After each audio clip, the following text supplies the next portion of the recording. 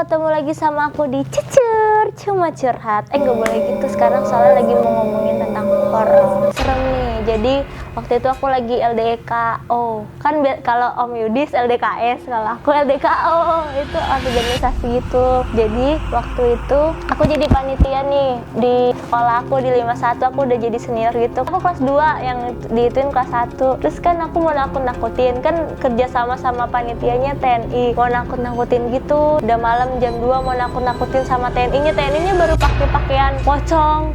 Tahu-tahu udah ada yang teriak, "Pocong!" Itu siapa ya? Kan pocongnya ada di sebelah gua. Terus berarti itu pocong beneran, Pak. Kata bapaknya mungkin. Terus aku langsung diem aja. Habis itu gak berani ngapa-ngapain. Kan dicondet. Aku gak lihat, tapi yang teriak adik kelas aku, "Pocong!" Padahal abang-abang pocongnya ada di samping aku. Tapi yang teriak di sana, yang lagi mau dia ke sono, kedengeran gitu kan. Emang bener-bener gelap, kan gak ada lampu. Kesurupan paling. Kesurupannya langsung jatuh gitu, katanya tangannya gak bisa digerakin. Itu curhat dari aku, curhat seram, curam.